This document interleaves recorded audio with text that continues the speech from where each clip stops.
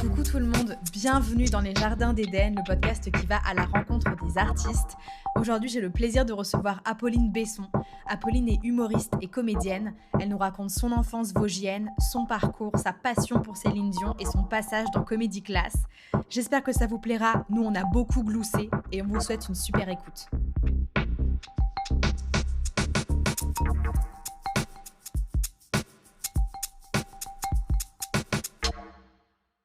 Bonjour Apolline. Bonjour. Oh mais est-ce que t'es un peu stressée du coup le fait que ça commence à enregistrer ou ça va? Non, ça va. Ok, bah Star, on fait juste girl boss, c'est tout. C'est s'il faut. C'est vrai? Bof. On Non. y travaille. Est-ce que c'est ton premier podcast ever? Ah ouais, oui, C'est vrai de ouf. Ouais, c'est mon Ok. premier. T'appréhendais un peu ou pas? En vrai, un peu. Mais je me suis dit, vas-y, j'ai jamais fait cet exo. Ouais. C'est vraiment, je découvre, donc je dis let's go. Ok. Regarde comme je me tiens beaucoup plus. T'as vu? J'ai Ouais. les mains sur. Ah ouais, les là mains t'es liées. grande dame J'ai quoi. l'impression d'être face Isabelle à Claire Huppert. Chazal. Au journal de 20 ans. Est-ce que tu pourrais te présenter rapidement? Qui es-tu? D'où viens-tu? Qui suis-je? Je suis Apolline Besson, Mhm. avec 2 P et un seul L, s'il vous plaît. Car ça me dérange quand vous écrivez ma Je nom, comprends, prénom. c'est ce que j'ai écrit d'ailleurs. C'est vrai, superbe. Je vérifierai ça. Je te jure, c'est vrai. Non, c'est vrai. Ok, Oui, trop oui. bien. Et je viens des Vosges. Voilà. Je suis originaire des Vosges. Sans déconner! Si. T'en parles tellement jamais Bah, dans tes franchement, sketchs que c'est non, hyper j'ai étonnant. jamais dû le notifier. Ouais. Non, je viens des Vosges. Mais j'ai emménagé à Paris il y a genre 3 ans maintenant, Mhm. en 2022. Et j'ai 22 ans. Et je suis venue à Paris pour faire une école de cinéma. Voilà, le laboratoire de l'acteur. Qui de base, ça devait même pas être le labo. Hein. De C'était base, quoi c'était les cours Florent. J'avais passé une audition pour les cours Florent et il m'avait dit soit tu viens à l'année tout de suite, soit on te laisse 1 an pour préparer ta venue à Paris. Et je m'étais dit, bah vas-y, je me laisse 1 an. Et du coup, j'avais cherché un appart, etc. Et au fur et à mesure où je cherchais des apparts et où je me renseignais sur les cours Florent, j'avais que des échos négatifs. En mode, Ok. c'est nul, n'y allez pas. Et j'étais là genre, mais en fait, ça me donne pas du tout envie d'y aller. Mhm. Et j'ai appris que le cousin d'un truc de ma mère et tout, bref, de famille un peu éloignée, il avait fait les cours Florent. Donc je l'ai appelé en détresse en mode qu'est-ce que t'en penses? Il m'a dit en vrai, moi j'ai pas du tout kiffé l'expérience.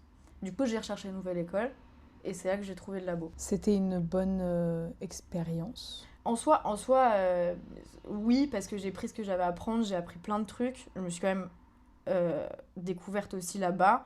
Mais c'est vrai que ça m'a un peu créé aussi une angoisse de la scène parce que je me suis genre tellement comparée aux autres et j'ai jamais vraiment proposé de taf à faire.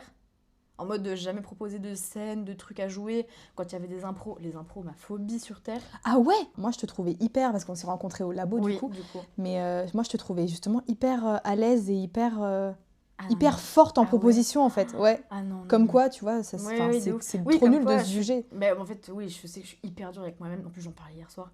Mais genre... et genre vraiment, je détestais l'impro. Moi, je passais toujours les dernières, je repoussais en mode non, mais la fin du cours va arriver, j'aurai pas le temps de passer et ça me repousse une semaine. Alors que non, ma belle, passe tout de suite et c'est bon, tu vois, t'as fait ton truc. Mhm. Et du coup, oui, je fais de l'humour, mais c'est genre mon texte, je le bosse. Et comme je suis à l'aise avec mon texte, des fois, je peux me permettre et tout.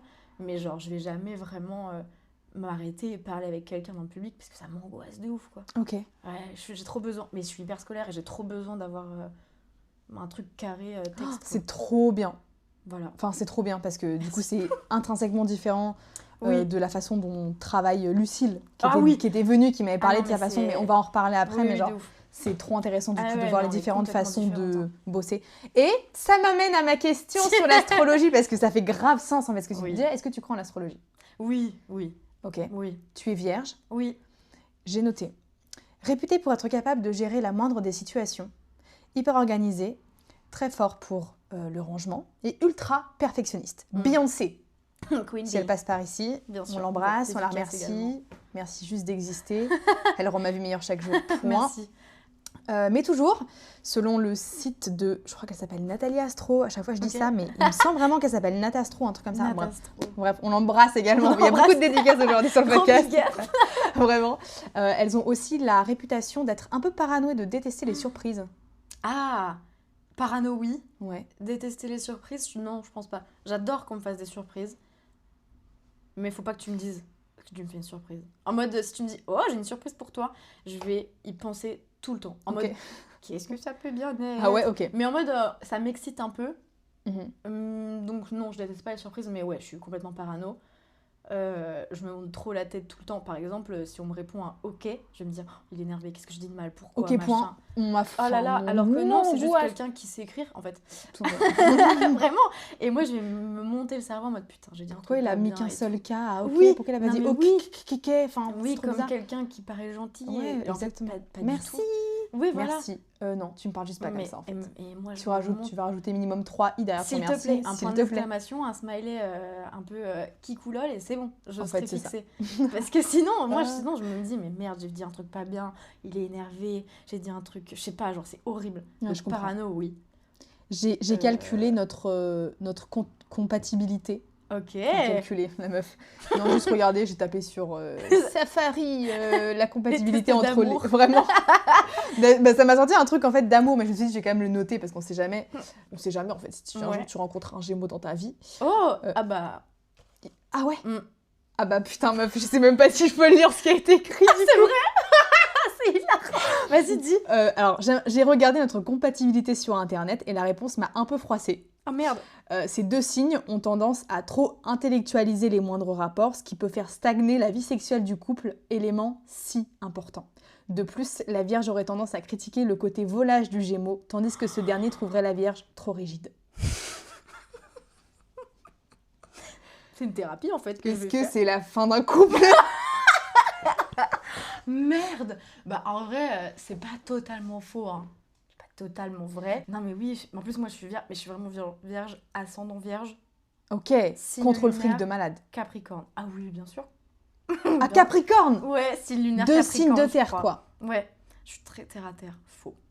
Je suis tellement pas ça. Waouh! Ah oui, oh, pas Mais c'est pour ça que t'es une tarée du travail. Ouais. En fait, t'arrêtes du travail quand j'arrive à m'y mettre, oui. Mhm. J'ai trop du mal et je repousse beaucoup les choses, mais tout. Ok.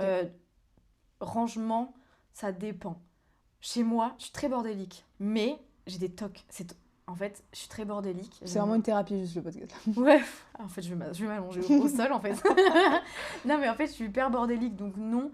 Mais genre, j'ai des tocs, faut que tous les tiroirs soient... Moi, quand j'étais petite, chez mes parents me prenaient pour une folle.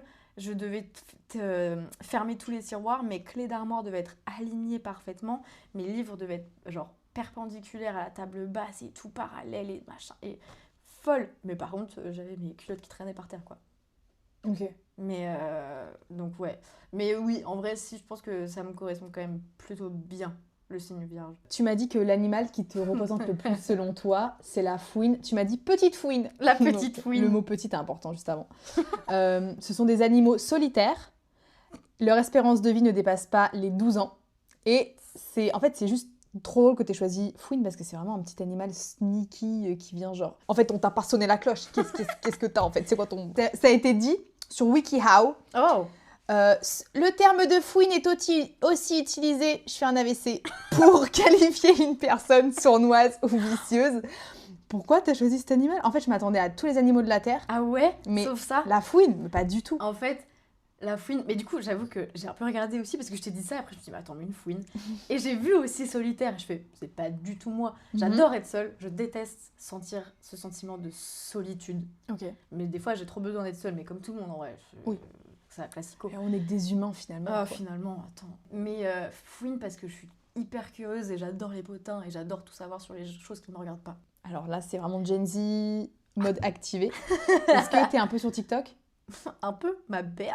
Moi bien aussi. sûr. Bah, en Bah fait, oui, juste c'est oui. trop compliqué de rencontrer quelqu'un, on en parlait tout à l'heure, Hmm. qui n'a pas de réseaux sociaux. Ah oui, bah oui. Parce qu'en fait, 99% de mon humour, c'est TikTok. En fait, excusez-moi, on fait comment du coup? Oui, de ouf. Comment on rigole? Ah, t'as pas la ref? Bon, bah, Bah, en fait, au revoir. Je te jure, Mais est-ce que t'as assisté à la rupture de Jessica et Thibaut? Évidemment. Bah, en fait, juste quand tu parlais de sneaky et tout, Oui. en fait, juste le matin, quand je me lève pour aller au travail, c'est TikTok Oh putain. et je regarde. Et s'il y a eu de l'actu, et bah en fait, c'est juste un bonheur. Oui, oui. C'est juste un bonheur. Non, mais oui, mais je sais. C'est Moi, genre, enfin, la c'est- France de Macron, je on faut sais. s'accrocher à qu'on a en fait, qu'on nous donne à un moment donné. Mais évidemment que j'ai suivi l'histoire. Franchement, il y a eu des rebondissements qui disent que carrément, ça se trouve, c'est un truc qui est orchestré. Oui, pour, c'est pas pour vrai. leur émission, c'est la famille, Exactement. etc. Bon, ça, je pense pas en vrai. Moi, c'est ça un me fait peu juste hardcore plaisir de dans faire le des théories du complot, c'est... Oui, oui, je moi vis aussi. pour. Mais je sais que moi, en vieillissant, je vais devenir comme ma grand-mère. Hein. Je vais passer ma vie à ma fenêtre. En mode, pourquoi monsieur Pichot, monsieur Pichot va passe à 11h30 alors que d'habitude il passe à 10h. C'est très bizarre. Et je vais noter ça sur mon carnet, tu sais. Elle incarnait Non. J'ai juste mon rêve qu'elle incarnait. Genre, vraiment, on Ça se rêve trouve, elle a incarné caché. vraiment. Et je le sais C'est pas. Martha Huber, genre. Mamie. Non, mais je sais que vraiment, j'adore me mêler de ce qui me regarde pas. Après, je dis pas que je mets mon grain de sel. Hein. Non, mais Juste, c'est un bonheur. j'écoute. Mais meuf, c'est grave ok. C'est que... Et des fois... Bon, ça me rassure alors. Mais des fois... Ça m'arrive et c'est horrible et que je m'excuse. J'ai fait ça à beaucoup de gens. Mhm. Je m'excuse. Bon, ils sont pas au courant, mais on va parler. S'il y a une discussion plus intéressante à droite ou à gauche, je vais faire genre de t'écouter, je vais écouter à côté. Ah, mais bien sûr.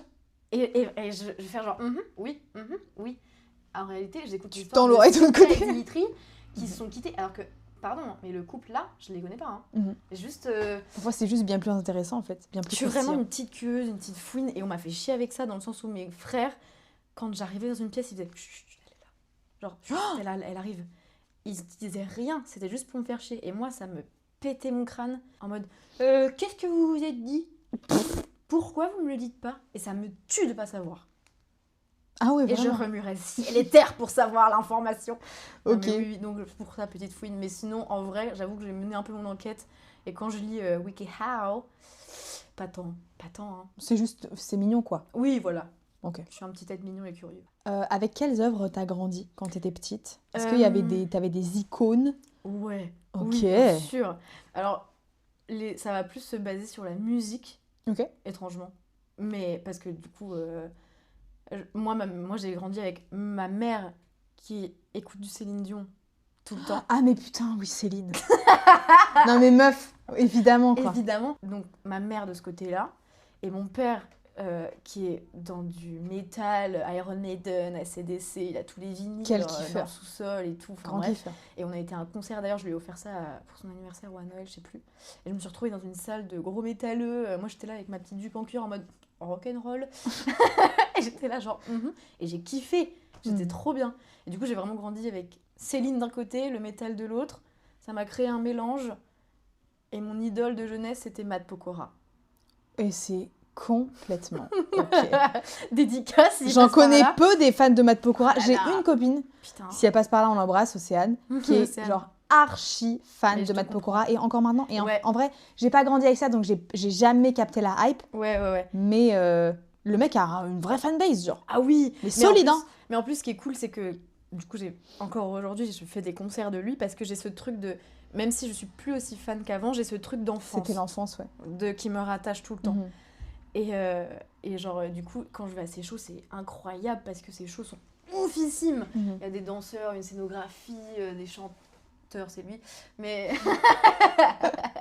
mais oui, en vrai, j'ai beaucoup plus d'icônes chanteurs, chanteuses, musique que... Non mais Céline Autre. Dion, mais meuf, Mais Céline évidemment. Dion, hein. Mais moi, mon rêve. Hein. Franchement, moi j'ai jamais vraiment écouté Céline Dion. Oh là là. Mais sache juste que j'ai eu un rejet de Céline Dion après le labo. Parce qu'il y avait un exercice qui s'appelait le All by Myself.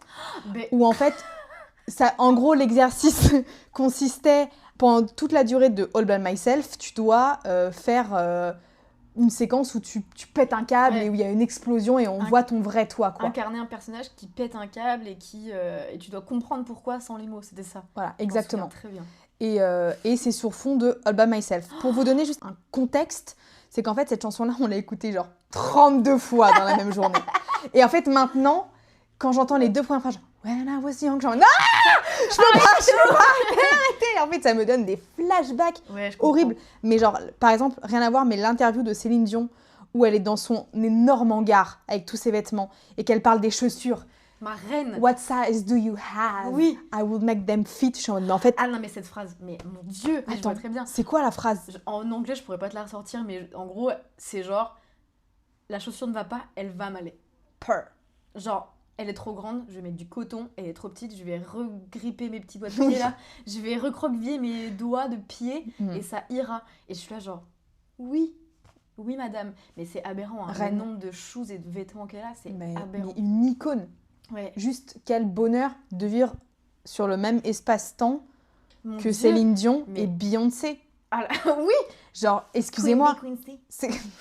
mais de ouf en fait. Comment t'as su que c'était la voie artistique que t'allais prendre?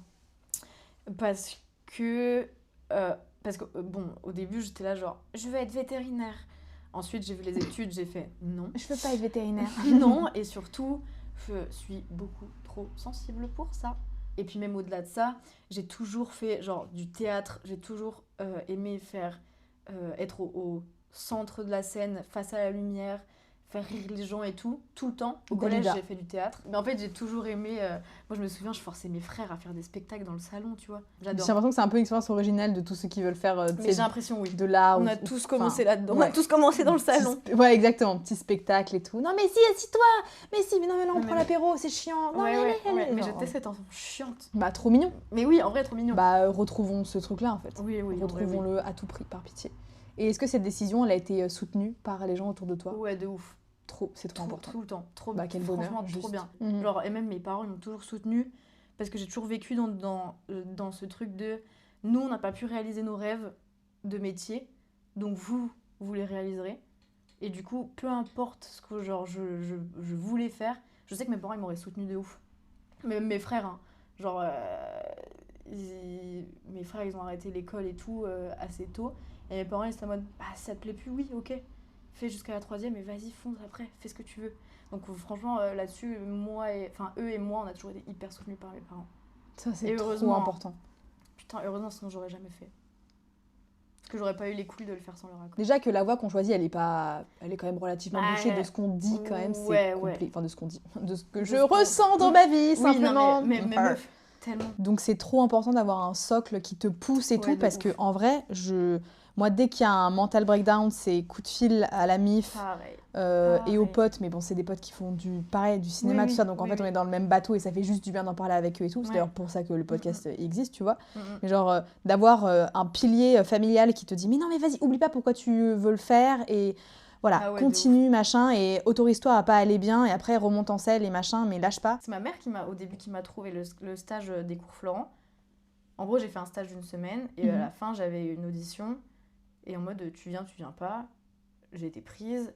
Et si ma mère m'avait jamais poussée à faire ça et à faire ce que j'aime, je serais pas là actuellement. Assise sur cette petite table. Arrête avec toi. Bah comment s'appelle ta mère? Ghislaine, Bah on l'embrasse Ghislaine, tu rigoles. Prénom de Queen. prénom de la Gis. Vraiment la Gis. Dans un de tes sketchs, tu racontes avoir grandi avec un sanglier qui s'appelait Fanfan. Ouais. Et on va lui dédicacer cet épisode aujourd'hui. Raconte-nous. Enfant. Bah alors, je vais briser un mythe. J'ai pas vraiment... C'est une peluche? Non, bien Ok. sûr. Ah non, alors tout est vrai. Mais c'est pas moi qui ai grandi avec Fanfan. Ok. C'est ma mère. Ma mère a grandi avec Fanfan parce que mes grands-parents avaient un élevage de sangliers pour de vrai. Et en gros, si je me trompe pas dans l'histoire, ça se trouve mon grand-père va me dire mais pas du tout ma belle. Mais en gros, ils avaient un élevage de sangliers et il y a une lait, donc la femelle sanglier, elle tuait ses petits marcassins à la naissance. Et mon grand-père, il s'en est rendu compte, du coup, il en a sauvé un. Qu'il a dit, bon, bah, lui, je le sauve. Et il s'est dit, bon, bah, je vais le ramener à la maison. Sauf qu'en fait, il a grandi avec le sanglier. Et enfin, ma mère et son frère ont grandi avec le sanglier.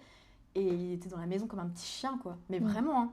Mais ce que je dis, du coup, qu'il va dans le salon, il regarde la télé. Tous les soirs, il avait son petit carré de sucre. Et c'est pour de vrai. Un marcassin, ça reste quand même un sanglier, donc qui grossit. Et c'est pas un cocker, quoi. Genre vraiment, Ouais, il prend beaucoup c'est plus énorme. de place. Et surtout, quand il fait des trous dans le terrain, bah, c'est encore pas comme un cocker. Genre vraiment, il défonçait le terrain. Et puis c'était pas possible d'avoir un sanglier dans la maison. Tu vois, un marcassin, d'accord. Déjà là, c'est un peu incroyable. Et malheureusement, ils ont dû s'en séparer. Et ils l'ont mis dans une... C'est horrible, hein. Fanfan, on t'aime. Et ils l'ont mis dans une chasse privée. Parce que du coup, mon grand-père n'avait plus, je crois, l'élevage, ou j'en sais plus, rien, bref. Et du coup, ils l'ont mis dans une chasse privée, donc forcément, il s'est fait buter à la seconde même, quoi. Parce qu'il était domestiqué. Donc il s'est dit, oh, des humains, top, ils vont me donner un petit carré de sucre. Oh non, Fanfan! Ah, c'est horrible, hein, Fanfan. Hein. Mais c'est affreux, hein. C'est affreux, je m'attendais zéro à cette tournure. Bah, après, on vient des Vosges, hein, on reste quand même des... J'espère qu'ils en ont fait au moins une bonne terrine. Il était super bon. Et puis maintenant, en vrai, maintenant tu dis que t'as un sanglier domestique, ça toque chez toi à la seconde. Hein. Quand il pense, c'est comme avoir un singe ou un truc, tu vois, comme les gens à Dubaï.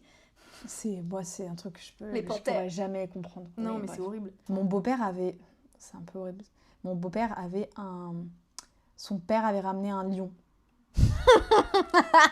Ok. Mais à l'époque, vraiment, il était petit et tout. Et en fait, son père, on va pas épiloguer là-dessus, mais bon, j'ai un avis très tranché sur la personne. Et en fait, il faisait de la chasse au Cameroun. Ah oui. Donc, ok. en fait, tout ce que je renie, en fait, comme personne. Ouais. Et en fait, il avait ramené du Cameroun un lion. Mais un lion ou Un lionceau. C'était un lionceau. Mais en fait, ça grandit hyper vite. Bah ouais, Et c'est énorme, un lion, quoi. Ah mais oui, non mais... oui. Enfin, et puis c'est hyper dangereux Attends, d'avoir un lion chez soi, quoi. Dans le salon, genre Dans le salon, il dormait avec et Putain, tout quand c'est il était... ouf. Ouais, dinguerie. Et en fait, à un moment donné, il a pris bien trop de place. Et Bah en ouais. fait, ils l'ont confié à un zoo où il a fini ses jours, tu vois. Mais genre, la tristesse de la vie de cet animal, Ouais, enfin, je ouais. veux dire, c'est juste affreux quand on t'enlève de ton habitat naturel. Hop, je me permets d'apporter quelques petites précisions sur l'anecdote parce que j'ai omis des détails qui sont à mon sens assez importants. J'ai donc demandé à mon beau-père son accord pour publier ce passage et je me suis rendu compte que j'avais vraiment tout mélangé. Alors de ce qu'il m'a raconté, ses parents auraient trouvé ce lion qui était à l'époque un lionceau, accroché à un poteau en face d'un aéroport au Cameroun et contre une somme importante d'argent, vu qu'on est dans le parrain, ils auraient pu ramener le lionceau avec eux. Et ce que je sais aussi, c'est qu'il a été baptisé Clarence. Ne me demandez pas pourquoi, je sais pas. Qu'il a grandi avec eux et qu'il mangeait 50 kilos de viande par jour. Les abats dans les boucheries, enfin vous voyez quoi. Il est devenu tellement énorme à la fin qu'ils ont dû s'en séparer et le donner à un zoo. Et il me semble que c'est le zoo de Thoiry, j'ai vérifié il y a pas longtemps, mais le lion est décédé depuis, dans lequel il a fini ses jours. Voilà. Bref, l'histoire est lunaire, elle est hyper triste, je trouve, mais bon, je tenais à ne pas délivrer de fake news. Bisous les bébés, je vous laisse avec la suite du podcast. Likez, commentez, partagez en fait. Bisous. Mais je vois mon grand-père qui est chasseur aussi, bon, pas au Cameroun, dans les Vosges, toujours, hein. Mais du coup, dans le salon, t'as vraiment une tête de chamois qui te regarde non. regarder Vendredi c'est permis, t'es là genre bon... genre, déjà, ok, C'est d'accord. un chamois qui kiffe Arthur, apparemment. Il adore le décor penché. De ouf. Toi aussi, tu fais de l'humour. Oui, Bah, je dis toi aussi parce qu'on a accueilli Oui. Lucille et Oui. c'était pour faire une petite transition. oui. Nul. Bah non. Je sais pas, j'ai tenté J'accepte. quelque chose. Lucille, ma vie. On l'embrasse. Oui. Elle écoutera sûrement pas parce qu'elle a 1 milliard de choses à faire. Elle est Dans la- beaucoup trop... Elle est beaucoup trop occupée. Elle est beaucoup trop... Ah merde, j'ai perdu le mot. Distraite. Distraite. Comment c'est venu cette envie de faire rire les gens du coup ? C'est vraiment l'enfance ou il y a eu un élément déclencheur en particulier ? Bah en vrai, je crois que j'ai toujours aimé faire rire. En fait, j'adorais la sensation de, à la fin de ta phrase, les gens rigolent en chœur sur ce que tu viens de dire. Je me sentais puissante. mais je dirigeais le monde. Non, Non, mais en vrai, juste quand... Mais c'est trop con, mais tu vois, quand je faisais rire mes frères, mes parents et tout, en mode... ha, ha, ha, j'étais genre, mais c'est moi qui ai créé cette réaction. Après, je me suis dit... Enfin, j'ai toujours aimé faire ça et tout, et j'ai découvert vraiment que le stand-up, du coup, au laboratoire de l'acteur, parce ils ont ouvert une option où tu pouvais prendre des cours d'écriture, de stand-up, etc. Donc, t'avais genre 2-3 cours par mois, plus une représentation dans le théâtre de l'école. Et en fait, donc avec Lucille, on était dans la même classe, on s'est dit go. Donc on a eu cours, et j'ai découvert le stand-up grâce, dédicace à Audrey Baldassar et Rabat Benachour. Et je me suis dit, en fait, c'est trop bien. Et je me suis dit, c'est trop bien après être descendue de scène de la première représentation. Alors que, bon, avec le recul et l'expérience, forcément, quand je relis mon texte maintenant, je suis là genre... pas marrant, mais parce que bon, bah, c'était mon premier texte, tu vois, c'est normal. Mais en fait, juste d'avoir dit mon truc et que les gens aient réagi et rigolé et que ça ait fonctionné, je suis ressortie de là en mode ok, c'est trop bien. Et en fait, je crois que je kiffe de ouf la réaction des gens en live. En mode avoir ce moment de... Tu dis ta vanne, tu fais ta pause, ce moment de suspens un peu où t'as les gens qui font ah, j'ai compris la blague, et après ils rigolent. Et ça, avoir ce mini suspense qui dure 1 seconde, et après, genre vraiment la réaction en live. C'est pour ça que je crois que je préfère aussi le théâtre, parce que t'as vraiment ce truc de t'as pas tant le droit à l'erreur, quoi. C'est un one shot. C'est un one shot, et si tu te loupes, les gens l'auront vu. Et t'as pas le choix que de continuer. Que de continuer et de jouer l'erreur. Moi, on m'a toujours dit joue ton erreur. Et genre, personne ne connaît ton texte à part toi. Donc les gens, si tu ne montres pas et que tu défaillis pas parce que tu t'es trompé ou t'as bégayé ou quoi, les gens s'en souviendront jamais. Genre jamais ils vont se dire « Oh là là, elle a dit pâteau au lieu de poteau, la honte ». Non, pas du tout. Genre vraiment, ils vont juste se dire « Ok, c'était cool ». Genre je trouve ça trop intéressant et trop stimulant à faire, genre ce truc de t'as pas le droit à l'erreur. Et même si tu te foires, fonce, alors personne ne le saura. Mais du coup, tu faisais la classe stand-up en Ouais. parallèle de la classe acting, La quoi. première année, ouais. En parallèle, j'ai commencé le stand-up. Pareil, je pense qu'on avait commencé en novembre. Et là, j'étais à fond. Parce que aussi, j'avais... Et comme je le disais aussi, je suis hyper scolaire. Et j'ai besoin d'avoir mon texte. Donc, ça me rassure de ouf. Donc, le stand-up, j'ai toujours mon texte avec moi. Et même quand on fait des exercices d'impro, je me sentais plus à l'aise, moins jugée. C'était en plus petit comité aussi. Donc, Et puis même, genre, je sais pas, je crois que je m'amusais plus même en cours, tu vois. Mais j'avoue que c'est hyper contradictoire. Parce que je me mettais grave de côté dans un cours et l'autre, j'étais à la limite la première à monter et tout. Mais c'est pas venu d'un coup, hein. Okay. Moi, je sais que quand j'ai commencé les cours de stand-up, je me vois encore hésiter à passer et avoir peur de passer et de montrer ce que j'ai fait. Il y a un thème par cours et tu dois écrire ou... Des fois, ouais. Ça se passe comment, genre un cours de stand-up? En gros, au début, déjà, moi je me souviens, on avait commencé à apprendre le vocabulaire de base de stand-up. Genre, un opener, c'est comment tu ouvres ton texte, ton sketch. Et il faut qu'il soit genre pertinent et en mode que les gens se sentent hyper intéressés direct. Parce que si tu dis juste un truc bateau, bah, ils vont faire ok. Et si tu dis bonjour, mon chien a 3 pattes, ils vont faire quoi? Et là, tu vas avoir leur attention directe, tu vois. C'est un exemple bête, mais. Et puis d'autres vocats. Et après, au fur et à mesure du temps, on nous donnait des exercices en mode écrivez-moi 5 lignes sur ce thème, trouvez-moi un truc d'actu et écrivez-moi des vannes dessus. Et après, on apprenait à écrire, on apprenait aussi les techniques de blague, genre règle de 3. Par exemple, tu dis moi, chez moi, j'adore ma table, j'adore ma lampe et j'adore nanana. Et ton dernier, ça doit être un contre-pied de ouf. Genre, j'adore la pisse de mon chat, tu vois. C'est bête, mais en gros, c'est ça. Faut que le dernier surprenne. Et on nous apprend des techniques de vanne. Et au fur et à mesure du temps, bah, t'écris, on te corrige tes textes. T'apprends aussi à gérer un public. Où en gros, tes camarades de classe vont te faire un public chiant en mode bon, ça parle. Il faut que t'apprennes à gérer sans être trop méchante pour pas que le public se crispe. Et t'as des trucs comme ça aussi où on fait des exercices d'impro. Et où en gros, on apprend à être hyper vivant et à intéresser même sans parler. Enfin, c'est plein d'exercices comme ça pour que quand t'es genre face à la vraie situation, tu puisses gérer sans t'embourber et mourir en fait. Parce que des publics chiants, en vrai, il y en a tellement. C'est horrible, mais j'en ai eu quelques-uns, des publics bourrés, des gens bourrés dans la salle, ou des gens qui ont ce truc de j'adorerais être le centre aussi, mais je n'ai pas les couilles, donc je vais être le centre dans le public, dans le noir, et faire chier à parler. Toi, tu me disais que ta façon d'écrire, c'est hyper millimétré. Bah, au début, j'écris toute seule, et genre, j'écris pas des blagues. En mode, par exemple, quand j'ai commencé à écrire pour Fanfan, j'ai juste écrit la réalité. J'ai vraiment rédigé ce qui s'était passé, pourquoi, machin. Et après, je relis mon texte, et après, j'ajoute mes vannes au fur et à mesure. Et je le relis, enfin, je l'écris, je laisse poser, genre, le soir, et le lendemain, je me replonge dedans. Et après, je fais, ok, ça c'est nul, j'enlève, ça je rétrécis, ça faut que je le remonte. Et après, je laisse lire je laissais lire en cours à ma prof et à mes potes qui étaient avec moi. Parce que c'est trop... Moi, je trouve ça, je préfère et je trouve ça trop intéressant d'écrire à plusieurs. Parce que du coup, moi, je peux donner des idées que les autres n'avaient pas et inversement, tu vois. Moi, il y a plein de vannes qui sont dans mon texte, mais qu'on m'a donné ou qu'on m'a aidé à avoir. Et tu te dis, ok, c'est ok si je te l'apprends. Oui, bien sûr. Et c'est vraiment juste de l'échange et je trouve ça trop bien, quoi. Le partage d'idées et échanger, etc. Moi, tu vois, genre, t'apportes aux autres aussi.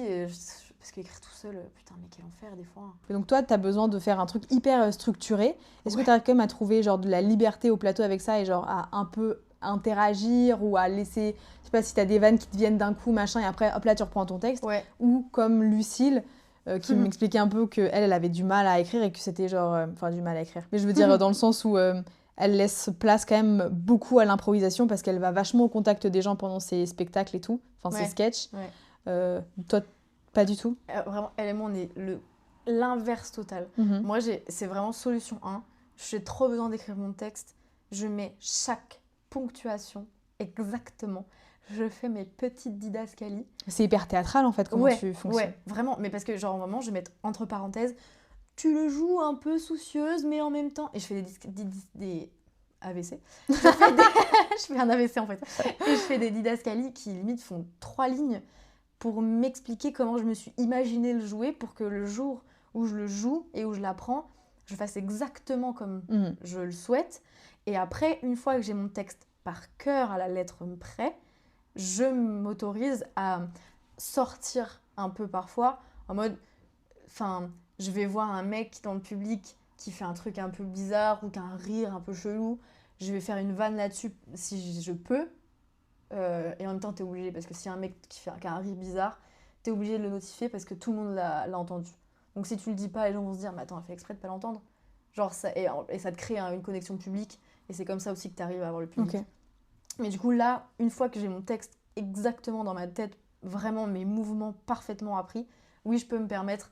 Et je me permets de faire des mini-impros, mais qui durent 1 seconde. Hein. Mais en mode, ah, dis donc, trop bizarre ton rire, tu viens des Vosges, vois. Et après, je repars dans mon texte en mode, ah, ok, super. J'ai eu peur, merci. J'ai fait voilà, je me suis mouillée, merci. Je me suis mouillée un petit peu, voilà. Je rentre me sécher, je rentre chez moi, dans ma zone de confort. Est-ce que ça t'est déjà arrivé d'être en panne d'inspi ? Oui. Et comment tu y remédies quand c'est le cas ? Bah, le truc de la page blanche classique, je me force à écrire en vrai. Peu importe ce qui me passe par la tête, j'écris, même si c'est nul le lendemain que je relis, et je suis là genre, c'est nul ma belle, qu'est-ce que t'as voulu dire ? Des fois je me comprends même pas. Mais en général, ce que je fais aussi, c'est mes notes, mais c'est terrible. Hein. Des fois je m'amuse à les relire, et je me dis, mais qu'est-ce que t'as voulu dire ? Mais tout ce que je peux voir qui peut être un peu marrant, je le note dans ma note iPhone, et je me dis, ouais, ça servira pour plus tard. Et des fois, je n'écris pas juste un nouveau texte, c'est juste un truc qui va me dire, ah, de ouf, ça, je pourrais le rajouter à ce moment précis de mon texte et tout. Et genre, le lendemain, j'écris une vanne en plus dans mon texte, ok, superbe. Et je réécris pas forcément un texte. Mais c'est dur de trouver l'inspiration. Là, je suis arrivée à un stade où j'ai l'impression d'avoir déjà tout écrit sur moi, et sur ce qui m'entoure, sur ma famille, etc. Et je sais pas comment je vais rallonger mon texte, parce que je suis en train de faire une version longue, en créant des transitions sur tout ce que j'ai écrit, ce qui est plus facile, parce que comme c'est que autour de moi et tout, c'est plus simple. Et je me dis, mais ok, mais je parle de quoi maintenant ? Parce que j'ai 22 ans, ma vie est courte et j'ai pas eu, entre guillemets, tant d'expérience que ça pour l'instant. De quoi je parle maintenant ? Genre, ok, super, mais c'est quoi la suite, quoi ? Et là, je suis un peu dans cette phase de putain, j'écris quoi ? Du coup, je me renferme dans la réécriture de mes textes, mais ok, mais si t'avances pas en écrivant d'autres trucs, tu vas toujours jouer la même chose, et j'ai un peu peur de me lasser de toujours jouer pareil, quoi. Ça t'aide d'aller voir des spectacles, enfin tu t'inspires d'humoristes et tout ? Oui, de ouf. Ouais, je m'inspire. Même regarder des extraits sur Insta et tout, de gens qui postent soit leurs textes, même si maintenant c'est beaucoup plus des interactions publiques, qui postent, parce qu'au moins ça ne te spoil pas ton texte. Et les gens sont toujours surpris et ils disent pas « je l'ai entendu sur Insta ». Et parce que ça plaît aussi beaucoup. Genre, les gens, ils adorent ça. Là, il y a pas longtemps, j'ai regardé un sketch de Jérôme Commandeur. Le GOAT. Sur ce mec dans les Vosges. Parce que je réécrivais un peu mon texte et je fais une mini blague sur le petit Grégory. Parce que, forcément, c'est mon histoire. Mais c'est horrible. Et j'ai pas envie de me parler de ça trop longtemps parce que c'est fait, vu et revu, mais en même temps je peux pas passer à côté. T'es vosgienne, à un moment donné, c'est tes limite, racines, quoi. C'est limite tes voisins, tu vois. Donc et j'ai regardé et le mec est si drôle et ça m'a inspiré, pas que les vannes d'ailleurs, hein, ça m'a aussi inspiré genre ma façon de jouer certaines phrases, ma façon de faire certains mouvements et tout par rapport à lui, son jeu. Donc oui, je m'inspire beaucoup, mais j'essaye de pas plagier non plus et de garder ma patte à moi, quoi. Parce que sinon, après, tu perds ton authenticité, c'est un peu nul. Comment tu gères ton track ? Je le gère pas. Ok, ça va. Est-ce que tu as des petits rituels avant de monter sur scène ? Est-ce que tu as des petits objets auxquels tu te rattaches, des phrases, de la musique ? Putain, non, pas du tout. J'ai pas d'objets, j'ai pas de phrases, j'ai pas de musique. En fait, pour moi, les personnes comme ça, c'est juste, vous êtes juste trop fort. Non, mais... Je sais pas comment vous faites. Ah non, pas tant, je me chie dessus, c'est horrible, hein. En mode, j'ai vraiment ce sentiment de pourquoi je suis là. Tu sais, quand t'es genre seule dans la loge et que tu sais que c'est bientôt ton tour dans cette loge un peu miteuse de cave parisienne, de comedy club, où t'as une petite araignée qui se balade quelque part et toi t'es là, mais pourquoi je suis pas restée dans mon lit et pourquoi je me lève pas demain pour aller faire ma compta comme tout le monde en fait. Et en fait je crois que je bouge, je suis obligée de bouger, je peux pas rester assise, je suis obligée de me faire mon texte parce que j'ai l'impression de l'avoir oublié, mais ça classico, Ça, tout le monde. Aucun problème. Alors que ma belle, ton ex, tu l'as sur le bout des doigts, qu'est-ce que tu me racontes? Je sais pas, je me fous dans ma bulle, je parle pas trop aux autres, je me concentre et je suis genre vraiment en poker face.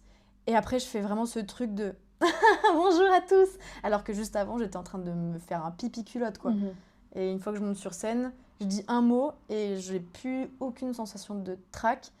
Et ce que je me dis dans les loges avant, je me dis, mais en fait, meuf, la sensation que tu auras 8 minutes plus tard à la fin de ton truc, tu vas la kiffer comme d'habitude. Donc t'inquiète pas. Au pire, ces 8 minutes dans ta vie, ça va bien se passer, quoi. En fait, oui, à chaque fois que je finis mon truc, je suis là genre, putain, c'est trop court, c'est trop bien, j'ai kiffé. Parce que aussi ça marche, évidemment, que si je me prends un bide interplanétaire, je vais c'est pas grave, envie c'est de le me 8e, foutre en l'air, mais ouais, c'est le 8e bide de la soirée. Bon, écoute, c'est pas grave. Est-ce que t'as déjà eu un gros bide à gérer, genre gros bide, non, j'ai pas le souvenir. Putain, génial. Bah, en vrai, oui. Mais parce que Franchement. j'ai aussi cette chance de toujours être lue. J'écris pas seule. Donc forcément, les gros bides, en soi, si, je les ai eus, mais en cours. Donc c'est marrant, tu vois. J'ai vécu des bides, et c'est déjà horrible, hein. Ça me suffit largement. De, en cours, faire alors en fait, c'est Didier, et t'as vraiment tous tes potes qui te regardent en mode ok, et donc où est la blague? Et t'es là genre, bah elle était là en fait, et bon bah je vais continuer mon texte. Et donc du coup j'ai la chance de faire ça en petit comité, et d'avoir mes bides en petit comité, tu vois. Mais ça m'est déjà arrivé de pas avoir la réaction que je rêvais, la réaction escomptée. En mode je m'attends à un rire de ouf du public et à une réaction de dingue, et t'as juste un petit soufflement de nez genre... En fait, ça, c'est c'est la raison pour laquelle c'est j'ai dur. pas les couilles de faire ce truc-là. En fait, je serais incapable. Ah ouais, Déjà, il y a un truc où tu étais seule. C'est toi et tes balls, en dans fait. ta douche de lumière. C'est toi et ta douche de lumière et trop de gens, beaucoup trop de gens devant toi. Même 5 personnes, c'est déjà beaucoup trop face à une personne, selon moi. Mais il y a un truc dans le théâtre, justement, qui me rassure, c'est l'effet de la troupe, en fait. Ah C'est-à-dire que si tu te plantes, bah c'est pas grave, ok, c'est du direct, ça arrive, c'est pas grave, il y a pas de souci, et machin. Et au moins, on est tous ensemble, et je sais qu'on pourra me back-up si jamais il y a, tu sais, s'il y a un trou texte et tout, machin, t'es en mode... Allez, Donc tu fais genre... j'ai oublié mon texte, Stéphanie, voilà, c'est ça. Ouais, de ouf. Là, t'es tout seul, tu bides, moi, j'aurais envie de dire... En fait, je pense que ça va partir en séance de thérapie en mode... En fait, je vais être hyper honnête avec vous, j'étais pas sûre de ma blague, je suis pas sûre de ma place dans la vie, genre... Enfin... Mais en vrai, t'as un peu raison de dire ça. Parce que si tu vois que t'as une vanne qui fonctionne pas, pour essayer de la rendre un peu plus drôle, tu dis... Bon, bah celle-là, je la raye, elle fonctionne pas, et tu joues de ton erreur. Quand tu vois que le public réagit pas, et en général, c'est ce qui fonctionne, si tu as qu'une vanne bide, horrible, tu fais un mini commentaire dessus, pas en mode rigolez là, dis donc, parce que du coup le public va se dire mais pourquoi il m'engueule, qu'est-ce qu'il me veut, mais plutôt en mode bon celle-là elle vous a pas plu, est-ce que je vois, bon passons à autre chose, et puis il va faire putain l'autodérision, l'humour ou quoi de dingue, et du coup ça va raccrocher le public. Donc en vrai si tu fais la technique de faire genre la meuf qui fait bah en fait bon, peut-être pas ça parce que les gens vont se dire elle pleure vraiment là. Genre, meuf, bah, juste aparté, au travail je faisait tout le temps ça, genre en mode ah ouais mais genre pour des trucs débiles, genre en mode putain elle a pas badgé ce matin, putain elle nous met dans la panade, enfin genre des trucs débiles, tu vois. Ça faisait rire mes collègues, et en fait là je viens de débarquer dans un nouveau taf où je le fais et tout le monde pense que je pleure. À chaque fois. Et il y a une collègue qui a dit mais elle est en deuil, Eden, elle a un souci. Et genre on est venu me le répéter, alors qu'en fait bah pas du tout, je suis juste une grosse conne qui fait... je suis juste une petite troubadour qui fait des blagues. Enfin ouais, s'il vous plaît quoi. Je suis juste une énorme blagueuse. Vraiment juste. J'adore rire. Mais non, mais du coup non, bide énorme, mais je touche du bois. J'en touche pour toi. Putain. Également. Comment ça se passe pour jouer? Comment tu trouves tes scènes et tout? Bah t'envoies des... Alors moi j'ai la chance, carrément la chance, que des fois c'est des gens qui viennent vers moi. Oh wow. Des comédie clubs qui m'envoient des messages et qui me disent coucou, j'ai entendu parler de toi, ou bien souvent j'ai vu passer une vidéo de toi sur Insta, est-ce que t'es dispo pour ceci, cela. Et genre ça, c'est trop valorisant. Tu te dis putain merde, on kiffe mon taf, on vient vers moi. Mais la plupart du temps, c'est toi qui démarches et qui envoie des messages à tout comedy club possible. Donc soit c'est vraiment comme ils appellent ça au Paname, des labos où c'est genre à 16h où tu viens tester tes vannes. Genre vraiment, c'est un laboratoire de l'acteur. Encore et toujours. Il est toujours là. Mais, et genre vraiment, c'est des scènes ouvertes où c'est que des gens de ton niveau qui viennent et qui débutent là-dedans et le public sait et c'est tu viens comme t'as pas besoin d'envoyer une vidéo comme dans certains autres comedy clubs où c'est parfois un peu plus tard dans la soirée où bien souvent t'as un chapeau à la fin. Donc en gros, chapeau, c'est le public à la fin donne ce qu'il veut en termes d'argent et après nous on se le divise avec les artistes. Et là par contre parfois t'as besoin d'envoyer une vidéo d'un de tes sketchs, genre de 2 minutes tu vois, où ils vont aller voir ton Insta et en fonction de ce qu'ils ont vu, si ça leur plaît ou pas, ils vont dire ok viens ou ne viens pas. Mais en gros c'est ça. Et un endroit qui est très cool là-dessus mais qui est un peu qui peut être un peu entre guillemets ingrat dans le sens où c'est compliqué, c'est le field. Le field c'est génial. Parce que c'est vraiment genre, t'arrives le dimanche à 17h, ou 18h, je sais plus, mais tu rentres dans le hall, on te dit, toi tu fais quoi ? Bah moi je fais des maracas avec mes pieds. Ah ok cool, viens jouer dans 1 heure. Et en gros, t'arrives dans la salle et tu te prépares, tu vas voir le mec des lumières, tu vas voir le mec du son, tu dis ce que tu veux sur ta scène. Et à 19h, tu joues devant un public. Et ça, je trouve ça trop bien, le fait qu'ils aient mis ça en place. Mais du coup, c'est hyper connu, donc maintenant, c'est compliqué de passer. Parce que plein de gens viennent, tu vois. Donc, si tu dis juste « Bonjour, je fais du stand-up », ils en ont 60 par soir, en fait. Des gens qui font du stand-up, du coup... Faut que t'aies un peu un truc spécifique. Faut que t'aies un peu un truc spécifique. Qui sort du lot, quoi. Mais du coup, c'est entre guillemets, si tu veux jouer, tu peux jouer. Qu'est-ce que tu pourrais dire de la place des meufs dans ce domaine-là ? Eh ben, que même si... En vrai, les meufs, elles sont grave réussies à s'intégrer dans ce monde-là de stand-up parce qu'il y en a de plus en plus et c'est trop bien. Ouais, grave. Moi, à chaque fois quand même que je joue dans des comedy clubs, je suis soit la seule meuf, soit la deuxième meuf du line-up, quoi, de la liste des artistes. Mais du coup, quand je préparais Comedy Class, j'ai été dans des endroits un peu plus... pour les plus confirmés, genre le Fridge, le Joke et tout. Et du coup, je me suis retrouvée une petite nénette de 22 ans face à des mecs qui font ça depuis genre déjà 4-5 ans, qui sont un peu plus âgés que moi, qui juste me calculaient pas quoi. Et j'étais là genre ah j'ai envie de mourir. Et là j'avoue que ça m'a un peu, pas trauma parce que c'est un peu fort comme mot, mais j'avoue que ça m'a un peu genre oula. Ouais ça refroidit de ouf ouais. À le moment de loge où t'es genre seul et que tu sors de la scène et ils font genre ah c'était cool. That's it. Oh, et t'es genre ok d'accord, ok superbe, bah écoute. Donc en vrai je trouve qu'on est beaucoup plus, mais en même temps je les retrouve jamais dans les loges quoi. Je suis un peu en mode s'il vous plaît venez avec moi dans les loges. Mais je trouve quand même qu'il y a une évolution par rapport à avant. Ou par rapport à avant je regardais tu sais le Montreux Comedy Club, le classico sur YouTube et c'était genre une vidéo sur 10 c'était une meuf, sinon le reste c'était que des mecs quoi. Mais parce qu'en fait, c'était pas... on est encore en vrai dans une société qui est hyper misogyne. Ah bah oui, bien sûr. Et là, en plus, il y a une montée du fascisme en flèche et tout, où oui, bien sûr. genre les meufs ça a toujours existé en tout temps, mais genre les meufs qui se lancent dans l'humour, elles se font défoncer. Ah non, mais moi mais les gens sont tellement plus durs avec une femme qui fait des blagues. Mais dis-toi que moi, à ma petite échelle, j'ai déjà eu des messages de haters, de rageux, des haters. Vraiment, j'étais là genre, mais c'est pas possible. Toutes tes vidéos bah en vrai, toutes celles que j'ai postées, ouais, j'ai reçu des messages soit en privé, soit en commentaire.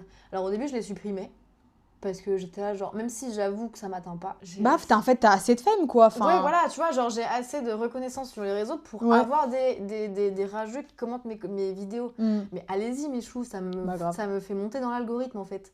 Donc non mais avec grand plaisir. Donc maintenant je les supprime plus. Maintenant j'ai vraiment des fois j'ai des trucs et c'est très drôle. Parfois j'ai vraiment juste un nul de Fabien du 36 et d'autres j'ai des messages mais genre vraiment longs de 4 lignes sur Insta qui me disent tu devrais avoir honte de faire des vannes sur ton territoire, sur ta ville natale, nanana. Bref, je suis là genre ça marche. Mais... J'ai mon ventre qui gargouille de haine carrément, tu l'as entendu. C'est la gargouille de colère. Mais du coup oui, évidemment que j'ai déjà reçu des messages haineux. Aucune vie. Ah ouais, ça me dépasse. Mais bon. Plus du cul. Ouais. Mais c'est beaucoup plus dur pour une meuf. Il y a des meufs. Enfin, les mecs peuvent se permettre de faire des trucs et de faire des vannes que si moi je le fais et je le dis à ma petite échelle de pas tant d'expérience que ça en tant que meuf de 22 ans. Mais oh my god. Mais je serais déjà cancel en fait. Putain. C'est sûr. Parce que j'attire beaucoup plus la haine malgré moi que si j'étais dotée d'un zizi. En fait, juste ce message, c'est pour toutes les personnes qui ont envoyé des messages à Apolline. Juste, sachez que si elle l'a pris calmement, moi pas. Donc en fait, ça va juste vous retrouver et ça va très mal se passer pour vous. Je et vous juste, préviens tout de suite. vraiment, si vous passez par là, sachez que vous avez des zizis qui sont minuscules et que vous faites trop pitié et que dans 5 ans, Apolline, elle sera au Palais des Congrès et vous... Dans mon public. Exactement. Vous aurez payé votre place. Vous aurez été recal par le vigile, genre, alors que vous aviez des places. C'est juste Mais pour vous dire. commentez quand même, ça me fait gagner de la fame et ça peut me monétiser. Donc, On va voir tous les haters dans les commentaires du podcast. Faites remonter mon algo également. Il n'y a pas de mauvais buzz. Donc, tu disais très bien que tu as participé à Comedy Club. Bien sûr. Juste trop stylé, sur Prime. Ouais, Comedy Classic Prime. Comment tu t'es retrouvée sur ce... J'ai posté une vidéo sur mon Insta du feed qui a franchement un peu buzzé. Genre là, j'ai 600 000 vues, j'ai gagné un peu d'abonnés et tout. Sorry. Sorry, not C'est une sorry. busy woman, juste sachez à qui vous parlez. Et du coup, je pense qu'ils sont tombés sur mon Instagram et j'ai reçu un message d'une meuf de la prod en message Insta en mode coucou, c'est Clarisse, je travaille avec Prime machin, est-ce que tu veux faire Comedy Class? Et moi je suis là genre encore un loser d'Instagram qui essaye de m'arnaquer. Ah. Et je me suis dit ça au début, je me Bah suis ouais, dit, normal. mais what the fuck, genre comment ça moi j'ai 4000 abonnés, qu'est-ce que tu me racontes quoi. Et donc je regarde un peu son compte et ça m'a l'air très vrai cette histoire. Donc je réponds et en fait c'est hyper vrai et on cale un rendez-vous, on s'appelle. Au début on t'as fait dû te chier dessus, meuf. Ah non mais meuf, elle me dit, je me souviens, je suis à la boulange, je reçois le message, je réponds, elle me dit bah écoute si t'es dispo pour un visio, on peut s'appeler genre dans 2 heures. Et je lui dis bah écoute oui je sors du taf, dans 2 heures je t'appelle, y a pas de problème. Et donc on s'est appelé en FaceTime, enfin en WhatsApp, visio et tout. Et moi je suis là genre mais qu'est-ce que c'est? Et elle me pose plein de questions, en mode d'où tu viens, pourquoi tu fais ci, pourquoi tu fais ça, est-ce que machin, est-ce que truc, enfin. Et après, elle me dit ok donc cet échange je vais le donner aux équipes de Prime, on va le regarder et on va voir s'ils sont d'accord pour aller plus loin. Ils ont été d'accord. J'ai eu rendez-vous dans les bureaux d'ITV qui bossent avec Prime pour avoir des rendez-vous avec la psy de l'émission, avec cette fameuse Clarisse, qui s'appelle pas Clarisse, mais bref. Cette fameuse Clarisse. Bref, avec toute l'équipe pour mettre les choses en place, voir si j'ai le mental de faire ça avec la psy, du coup. Parce que, en vrai, moi, c'est très bien passé pour moi et tout, et j'ai pas eu d'avis négatif d'après coup, mais c'est vrai que tu peux avoir une vague de haine d'un coup. Là, c'était surtout pour savoir si j'étais prête mentalement à encaisser un potentiel truc. Ouais. Et même le stress sur place. Meuf, je n'ose même pas imaginer. En fait, j'ai vu l'extrait. J'ai vu qu'il y avait Éric Judor et Ramzy. Et je me suis dit, en fait, juste, moi, j'aurais perdu les os. D'angoisse. J'aurais perdu mes os. En fait, c'est clair. Enfin, genre, non, je me serais juste horrible. décomposée devant tout le monde, quoi. C'est un truc... Mais c'est horrible, hein. Mais du coup... Et tu les as fait rire, en plus. Oui, alors après, je suis peut-être encore dure avec moi-même, mais je suis pas du tout fière de ce que j'ai fait. Enfin, d'accord, ok. C'est pas que je suis pas fière. Je suis fière d'avoir été prise, parce que vraiment, moi, quand j'ai fini, du coup, le rendez-vous chez ITV, rendez-vous de... D'ailleurs, pardon, hein, mais gueule de bois. Mais c'est ok. Meuf, gueule de bois horrible, à tel point que je me concentrais pour pas vomir, en fait. Ah ouais, c'était horrible. Et je me suis dit, petit verre pour me déstresser. Non, ma belle, j'ai fini, bref. 21h, j'étais bourrée. Sur la chaussée, voilà. dans le caniveau, quoi. Mais ça me fait une petite anecdote. Et bref, et donc ils m'ont rappelé, je pense, 1 semaine après ça, en me disant « Eh ben écoute, t'es prise, on va te donner... » Et en gros, ils te donnent, j'avoue, les thèmes en avance pour que tu puisses déjà réfléchir à ce que tu veux faire dessus. Et tu écris tes textes en avance et tu finis de les écrire pendant l'émission. Parce que moi, j'ai vraiment été prise. Enfin, on m'a vraiment appelée, je pense, 1 mois, 2 mois avant le début du tournage. Ce qui est rien, parce qu'il y en a qui savaient 1 an avant peut-être qui participait à l'émission de la saison 2. Donc moi je pense que j'ai vraiment été la dernière, c'est sûr, à avoir été repêchée. Et du coup, t'écris tes textes et t'as une semaine de tournage en gros. Bah après, ou plus, moi j'ai eu une semaine, plus si tu vas plus loin dans l'émission. Et en gros, tes journées se résument à être dans un foyer, un peu comme la Starac en vrai, c'était génial. Où en gros, on te met un micro pour ta journée, tu le gardes toute la journée, on te filme toute la journée. Et t'écris ton texte, tu bosses. Et entre-temps, on va t'appeler pour faire ton interview, pour dire « Ah, je stresse, dis donc, je passe dans 5 secondes. » Alors, pas du tout, tu passes le lendemain. Mais en mode pour faire tes plans de coupe et tout, tu vois, genre d'interview. Et après, le lendemain, tu fais ton texte que t'as écrit devant Eric et Ramzy, plus un invité. Donc moi, j'ai eu Jonathan Cohen et Laura Felpin. Laura Felpin, si Laura, elle passe par mais- ici, juste on t'aime, Laura. Mais Laura, mais tellement mimi, tellement chou, quoi, avec moi et avec tout le monde. Même Jonathan Cohen, je sais qu'on a eu à un moment donné, après l'émission, enfin après le tournage, genre en off, on a eu une discussion, lui, Eric, Ramzy et moi, en mode ça c'était bien, fais attention à ci, où il nous donnait plein de conseils et c'était vraiment tellement cool, quoi. Mais c'est vrai que d'après coup, comme si j'ai tourné ça il y a longtemps et que j'avais 6 mois de background, 6 mois de professionnalisme là-dedans, bah j'avais pas de niveau, quoi. Moi j'ai tourné ça il y a 1 an, hein. Et quand je vois les images 1 an après, je suis là genre, il y a tellement d'erreurs que je fais plus maintenant, ce qui est normal. Oui. Mais Mais non, c'est déjà hyper précieux de te dire que ton taf, il a été reconnu alors Ah que ça ouais, fait ouais. genre 6 mois que t'as commencé, mais tu oui, vois. mais moi C'est trop honnêtement, je une me suis dit, opportunité mais de ouf. pourquoi moi? Mais tant mieux, hein. Ouais, grave. Avec grand plaisir, hein. Ouais. Mais pourquoi Puis même, c'est moi, hyper quoi. formateur. Ah oui, de ouf. Enfin, donc c'est trop bien. Non, en et fait. puis c'était génial. Moi, l'ambiance avec tout le monde était trop cool, que ce soit les équipes, que ce soit les autres stand-uppers avec qui je me suis retrouvée. Et ça me bute parce qu'ils se tuaient à pas spoiler qui j'allais me retrouver. Mais en fait, on se retrouvait dans les comedy clubs pour tester nos vannes avant, tu sais. Genre, on avait tous ces techniques en mode non, faut pas, mais tu testes forcément quelques trucs Bah ouais, avant, c'est tu sûr. sais. Et donc on se retrouvait en mode salut, toi aussi. Chut. Mais en vrai, c'était une trop bonne expérience. Juste le fait d'être en tournage plateau, de gérer et les lumières et la mise en scène en écran. Tu sais, genre en mode, parce que t'es à la télé, donc tu dois aussi faire en sorte que ça plaise au public qui y a autour de toi, parce qu'en plus d'Eric et Ramzy, t'as 100 personnes Ouais. qui te regardent et qui t'écoutent. Ce qui est Voilà. limite bien plus impressionnant en fait. Bien sûr. Et tu dois aussi faire en sorte qu'au niveau de l'image, bon c'est pas du live donc c'est plus facile, mais au niveau des caméras ça passe et tout. T'as aussi les exercices de faire cette marche un peu gênante et de poser à la fin pour ton portrait, tu sais.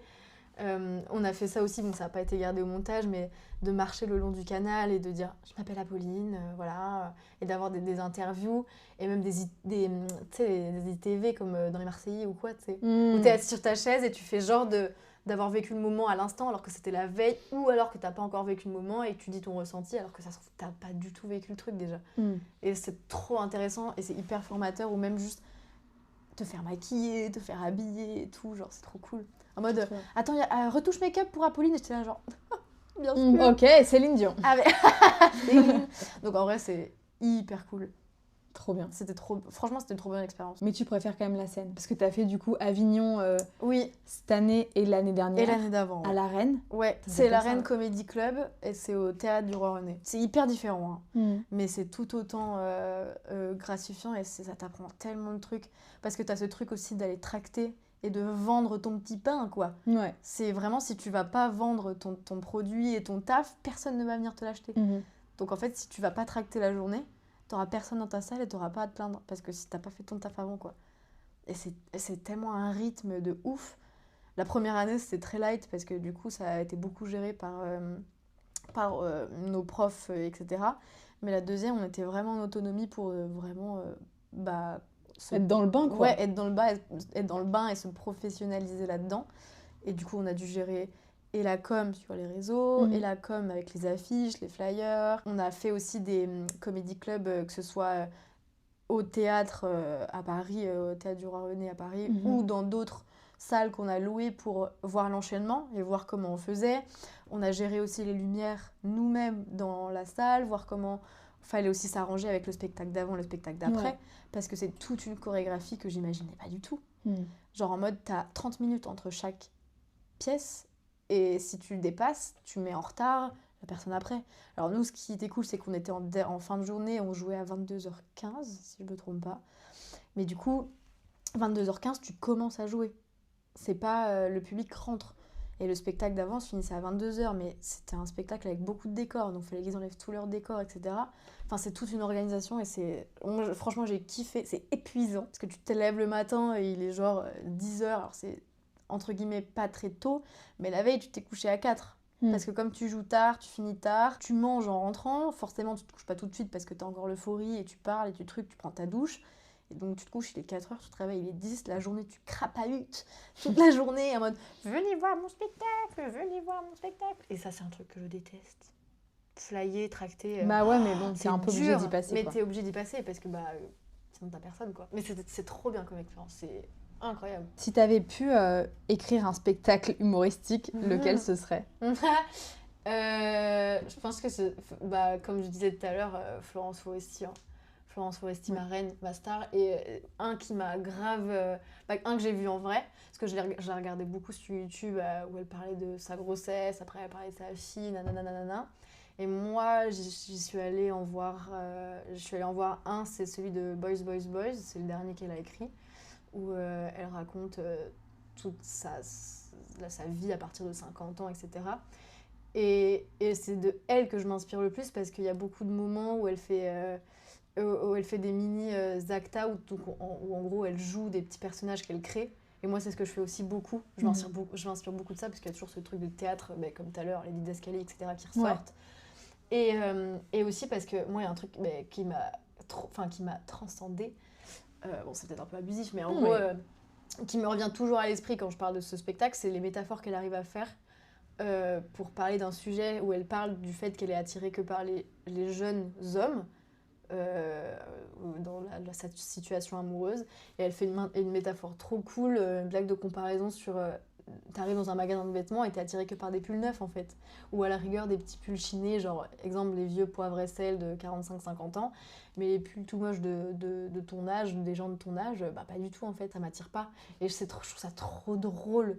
Et du coup, c'est vers là que je vais. J'avoue que je suis pas du tout en fait les humoristes. C'est pas, voilà, je crois que, si, au moment où je travaillais au théâtre de l'atelier, je peux enfin le dire, et que j'étais genre ouvreuse, genre que je plaçais les gens, il y avait eu Guillermo Guise. Ouais. Et à chaque fois, c'est le même texte, tu vois, mais il avait ce truc de savoir hyper bien gérer le public qu'il avait en face de lui et interagir et tout. Genre, il arrivait à sentir l'énergie de « Ok, cette blague-là, elle va plus passer, celle-ci, machin et tout. » C'est trop intéressant de voir sur plusieurs spectacles comment ça se passe, tu vois. Il y a une preuve de professionnalisme, mais ça, c'est ouf. Ouais. Je trouve ça dingue. Mais du coup, ça te rend ton spectacle vivant, parce que grave. En fonction de ton public, et le public change aussi en fonction de où tu joues. Hein. Moi, je sais qu'il y a des vannes que je peux faire à Paris, que si je fais dans les Vosges, dans mon bled, les gens vont me dire « Mais... » Zéro rire dans la salle. C'est pas drôle ce que tu dis, d'accord. Okay. Donc, mais ça, je trouve ça trop bien de savoir gérer et de savoir t'adapter à ton public en live, et juste voir que le public est un peu coincé, je vais peut-être pas partir là-dessus, et changer tout ton... Voilà, du coup, c'est du théâtre, c'est différent, mais les stand-uppers qui changent leur texte dans leur tête pendant qu'ils jouent, mais c'est un truc de ouf. Ouais. J'en suis incapable. Pour l'instant. Oui, pour l'instant. Mais c'est en chemin. C'est en chemin. C'est quoi tes projets pour la suite? Est-ce que tu as des projets en ce moment? Qu'est-ce que nous, on peut te souhaiter? La santé. Non, oui, déjà en premier lieu. Important. En premier lieu, c'est ce qu'il y a de plus important. Bonne santé. Non, en vrai, là, j'essaye de faire une version longue de tous mes textes et c'est facile de trouver des transitions, tu vois. Par exemple, je passe facilement des Vosges à mon emménagement, parce que c'est la continuité de ma vie. Et du coup, je trouve des transitions, des fois un peu farfelues, mais je trouve des transitions et c'est toujours facile, parce que c'est vraiment une ligne de ma vie, quoi. Donc, Et du coup, je fais ma version longue en espérant avoir mon spectacle. Et du coup, je me force vraiment à écrire aux gens et de faire le premier pas pour pouvoir jouer, en fait. Parce que si tu joues pas, tu testes pas tes vannes et t'as pas de recul et tu peux pas t'améliorer. Et voilà, là, pour l'instant, pouvoir continuer de jouer et un jour... en vivre de ça. Meuf, je te le souhaite de malade. Avoir mon spectacle et pouvoir en vivre vraiment. Le symbole de c'est la dernière question du podcast. Parce que on a grave débité. Oui, de ouf. Le symbole de cette saison, c'est l'épée. Qu'est-ce que ça représente pour toi? Et si je te donnais une épée, qui pouvait réaliser un vœu en particulier, lequel ce serait? Putain, mais ça va être un peu deep. Pas forcément, c'est vraiment... ça peut même être un truc débile. Là, moi, par exemple, si tu me files, là, maintenant, tout de suite, Ouais. une épée magique, je pense que je me fais... En fait, j'ai aucun truc deep, donc faites pousser mes cheveux jusqu'à mon nombril, en fait. C'est hilarant. Faites pousser mes J'avoue que cheveux, moi aussi, faites je suis que en genre projet j'ai des... long, donc, Bah ouais, faites mais, que j'ai des cheveux qui soient super longs et hyper épais, quoi. Ok. Si j'ai une épée et que je dois être égoïste, je dirais de pouvoir vivre ma passion et être heureuse là-dedans et quitter la boulange. Si vraiment j'écoute, et la première pensée qui m'est venue en tête, c'est hyper deep, hein, Ouais, mais c'est de faire revenir à la vie le frère de ma mère, ok. qui est malheureusement décédé Bah, dans on un y- accident de voiture. Ah. Il y a longtemps maintenant, Ok. mais quand elle était jeune. C'est hyper deep, hein. C'est horrible, hein. Non, mais en fait, c'est juste moi, mes ponctuations de « Ah, ok. Ah, Non, oui, ça non, marche. ok. Je sais pas comment réagir c'est top. face à cette info. Ok. Mais ouais, Ok, c'est la première chose qui m'est venue en tête. bah c'est trop doux. Voilà. Bah, comment il s'appelle? Fabien. Et bah, ce podcast lui est dédié. Oh, ça On me fait l'embrasse. plaisir. Et qu'est-ce que ça représente pour toi, du coup, l'épée? Bah, franchement, la bataille que je mène avec moi-même sur le fait de me pousser au cul. Vraiment. Parce que c'est un truc qui, en vrai, me pèse vraiment, genre de toujours remettre au lendemain. Et je sais que ça m'a fermé des portes. Enfin, pas fermé des portes, mais ça m'a j'ai pas réussi à choper certains trucs au moment voulu. Alors peut-être que c'était juste la vie et que j'étais pas prête pour ça aussi, hein, si vraiment mais je sais que ça peut m'handicaper sur certains trucs et ça me fait avancer moins vite que je pourrais vraiment avancer. Ouais. Ça, c'est vraiment un truc, donc je dirais ça, ouais. Ok. C'est trop Et bien comme réponse. Merci Apolline d'être venue. De rien. Je suis trop contente Avec que tu sois plaisir. venue. Avec plaisir, Carrément, je de cache ouf. mes yeux de joie. Arrête, ça Arrête, ça me gêne. Vraiment. Et bah, on te souhaite plein de bonnes choses. Merci beaucoup. Et bah, reviens quand tu veux, en fait. Reviens dès que t'as ton spectacle. Oh là, avec Voilà. grand plaisir. Bah, promis, je me pousse au cul. Comme ça, je viens plus vite.